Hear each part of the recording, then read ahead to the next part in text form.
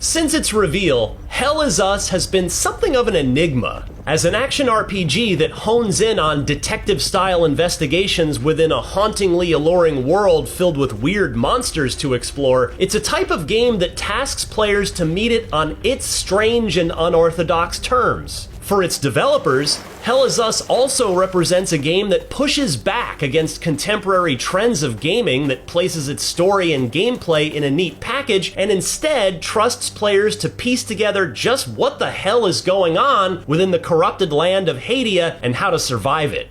I don't know how you managed to get here, and I don't care. After playing several hours of the opening of Hell Is Us, along with some mid-game dungeon crawling, I came away with a clearer idea of developer Rogue Factor's new weird influence take on an action-adventure game that pushes players to mind the finer details of the world and maintain poise during some of the intense engagements. So far, Hell Is Us is a game that makes charting out into a familiar yet deeply alien world feel captivating.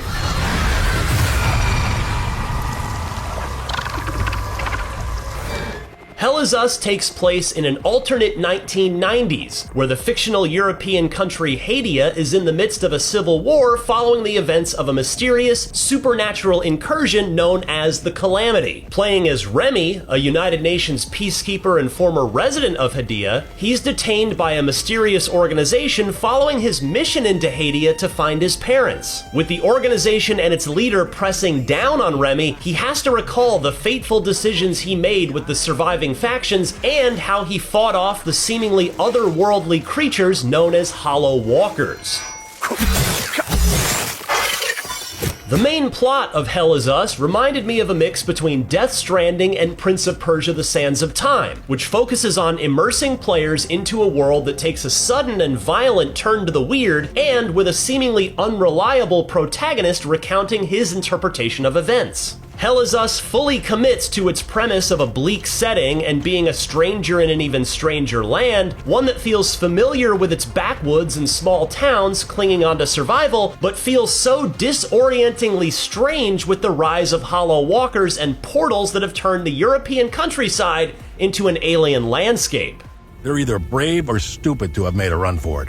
My money's on stupid. What immediately drew me into Hell Is Us was its unusual approach to storytelling and immersing players within its strange world. The sense of mystery is palpable in Hell Is Us, and I was constantly walking into areas that had grotesque monsters or strange anomalies that drew my eye. I was especially taken in by the plight of the surviving characters, who struggled to endure in their ramshackle sanctuaries held together by duct tape and dwindling hope. This story very much chucks you into the deep end with its narrative and gameplay flow as you explore the different open zones filled with their puzzles and points of interest.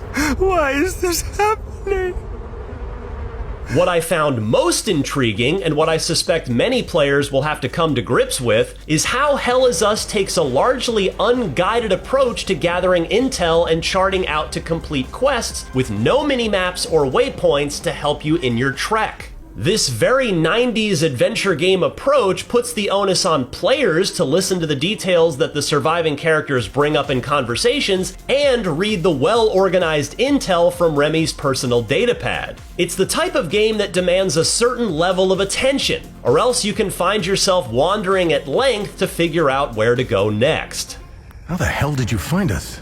Outer Wilds is a particular example that inspired the development team for its approach to a largely unguided adventure game that gradually expands in scope as more players use their growing knowledge. Speaking with creative director Jonathan Jacques Belletet, the approach the devs took with Hell Is Us was about trusting players with figuring out the mystery and embracing the campaign's more methodical approach to progression. You must be lost to wander around Sinedra Forest.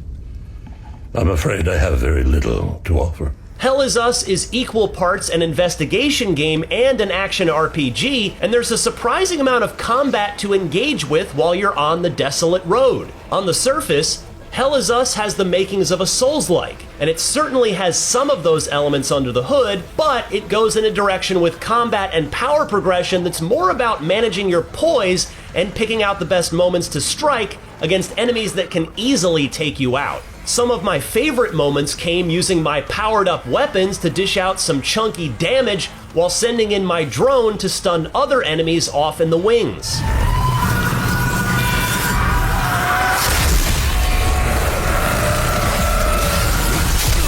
The Hollow Walkers in Hell Is Us are some of the most visually distinct and unnerving video game enemies I've seen in a long time. They're highly aggressive and can come in large numbers. Still, things get more unnerving once you face off against the powered-up walkers that can summon support enemies that were very much giving the Angels from Neon Genesis Evangelion vibes. Once those enemies appear, you'll have to switch up to take them down fast before you can finish off the main walker. Much like a Souls game, stamina management is critical for survival, and I found myself constantly having to be decisive with my skills so as not to overextend myself against unforgiving enemies. One interesting wrinkle that took me time to get used to was the fact that health and stamina share a single bar. With your health being your primary source, the more health you lose in a fight, the less stamina you'll have to fight. While you have limited health items, the Limbic Pulse skill is the best way to help you stay in the fight. Similar to Neo 1 and 2, activating the pulse immediately after seeing a glow around Remy will instantly restore health and stamina based on the attacks you dish out. It's a very risk-reward approach to combat, and depending on how intense the combat gets, it can be easy to forget to hit the pulse and lose out on health. I found the engagements surprisingly challenging and unrelenting, yet I still felt good about scraping through once I figured out how best to clear out the foes. Combat took the most time for me to get used to, as it's far more survival and resource driven than Dark Souls or Elden Ring. Some battles were so unforgiving that I felt unfairly outmatched by the numbers and aggression of the walkers. Still, I managed to rally and rethink my approach by going for it. According to the creative director, he likened their approach to combat with the act of boxing, which is also about managing stamina and dealing with decisive blows when you can.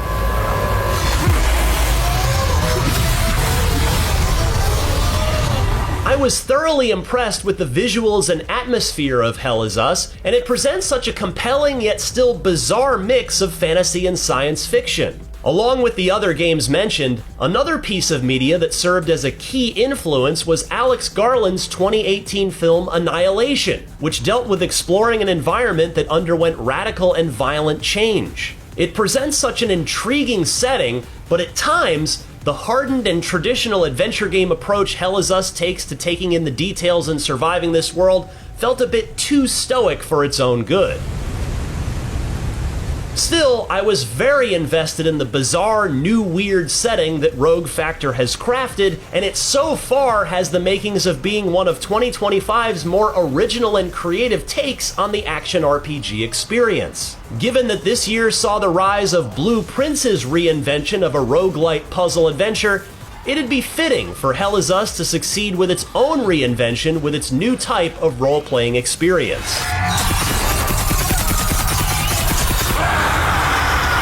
For more on the latest upcoming games, check out our recent previews of Lies of P Overture and Shadow Labyrinth. And for more of what's in store ahead of Summer Game Fest 2025, IGN Live, and of course for everything else in the world of video games, stick with IGN.